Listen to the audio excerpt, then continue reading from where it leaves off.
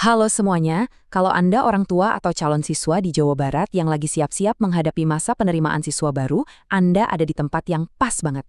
Hari ini, kita bakal mengupas tuntas pedoman resmi sistem penerimaan murid baru atau biasa kita sebut SPMB untuk tahun ajaran 2026-2027. Tenang aja, kita udah menyaring semua informasi penting dari pedoman aslinya supaya jauh lebih gampang dipahami. Jadi, yuk kita hilangkan bareng-bareng stres ngadepin birokrasi pendaftaran ini. Oke, yuk kita lihat peta perjalanan kita hari ini. Pertama, kita bahas visi dan prinsip dasar. Kedua, 4 jalur penerimaan utama. Ketiga, persyaratan umum calon siswa. Dan yang keempat, ketentuan khusus dan pengecualian.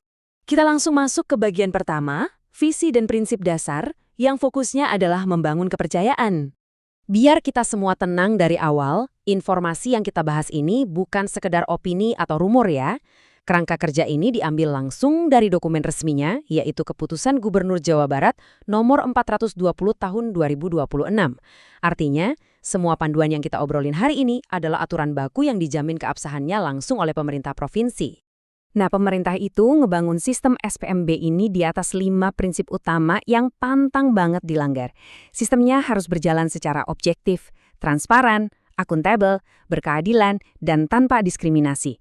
Intinya apa sih? Ini komitmen kuat supaya setiap anak dari latar belakang apapun benar-benar dapat kesempatan yang 100% sama buat mengakses pendidikan berkualitas. Nggak ada yang dibeda-bedain.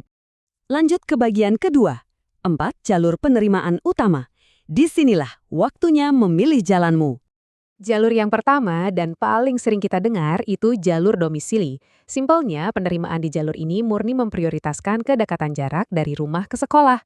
Pemerintah pakai sistem wilayah administratif atau yang resmi disebut Rayan buat ngukur ini. Jadi sistem bakal ngecek jarak terdekat antara rumah resmi calon siswa dengan sekolah negeri yang dituju. Nah, yang bikin sistem ini menarik banget buat saya adalah jalur afirmasi. Kenapa? Karena jalur ini tuh benar-benar ngasih solusi buat nyiptain keadilan. Jalur ini dialokasikan khusus buat ngebantu keluarga yang kurang mampu secara ekonomi, anak-anak asuh di panti asuhan, teman-teman penyandang disabilitas, dan hebatnya lagi, ini juga mengakomodasi murid dengan status cerdas istimewa bakat istimewa atau CIBI. Terus ada jalur prestasi. Kalau anak Anda punya pencapaian keren, entah itu di bidang akademik atau non-akademik, disinilah tempatnya. Kerja keras mereka benar-benar diapresiasi. Oh iya, satu hal yang spesifik di aturan ini, ada mekanisme pembobotan nilai khusus juga loh buat calon siswa SMK yang berminat mengejar jalur persiapan kelas industri. Jalur utama yang terakhir itu jalur mutasi. Kita sadar, kadang pekerjaan orang tua mengharuskan keluarga buat pindah tugas secara mendadak kan? Nah, jalur ini adalah bentuk fleksibilitas buat mengakomodasi situasi itu. Selain itu, jalur mutasi ini juga secara khusus bisa dipakai buat anak-anak guru yang mau daftar dan sekolah persis di tempat orang tua mereka mengajar. Sekarang kita masuk ke bagian ketiga, persyaratan umum calon siswa. Yuk, siap-siap cek kelengkapan berkasnya. Satu hal yang absolutely krusial buat diingat, angka 21. Ya, syarat umumnya menetapkan dengan tegas kalau batas usia maksimal buat pendaftar SMA dan SMK reguler itu 21 tahun, dihitung per tanggal 1 Juli pada tahun ajaran tersebut. Pastinya, umur ini nanti harus dibuktikan pakai akta kelahiran yang sah. Kalau daftar ke SMA atau SMK reguler, syaratnya sih lumayan standar.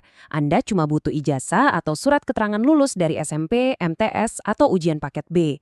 Tapi, perbandingannya lumayan beda nih kalau mendaftar ke sekolah luar biasa atau SLB. Alih-alih ijazah, dokumen yang paling wajib dilampirkan justru dokumen hasil penilaian kekhususan. Ini bisa dari pakar, psikolog, tenaga medis, atau dari resource center. Tolong perhatikan baik-baik poin yang satu ini ya. Ini benar-benar syarat mutlak kalau Anda mengincar jalur domisili. Kartu keluarga alias KK kalian wajib udah diterbitkan minimal 1 tahun sebelum tanggal pendaftaran. Coba deh, cek tanggal terbit di KK Anda sekarang juga. Kenapa? Karena syarat 1 tahun ini sering banget jadi batu sandungan yang bikin calon siswa gagal mendaftar gara-gara kurang teliti.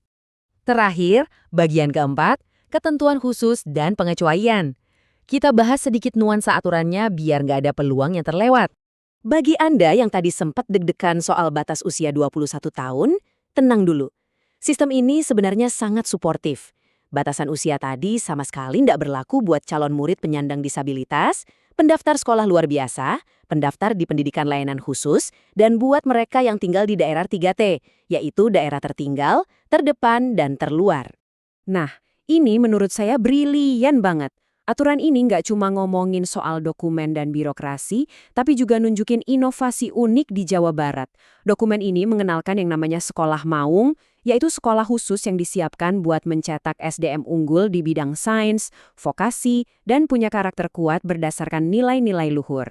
Nggak cuma itu, ada juga penguatan khusus di jalur persiapan kelas industri buat SMK yang didesain buat nyetak lulusan yang presisi dan siap langsung kerja. Nah, itu dia rincian tuntas soal sistem penerimaan siswa baru tahun ini. Setelah kita bedah semua faktanya, pertanyaan terpentingnya sekarang adalah jalur mana nih yang paling sesuai buat Anda? Saya harap penjelasan hari ini bikin Anda lebih pede buat ngecek kelayakan, ngumpulin berkas dari sekarang, dan siap melangkah masuk ke sekolah impian.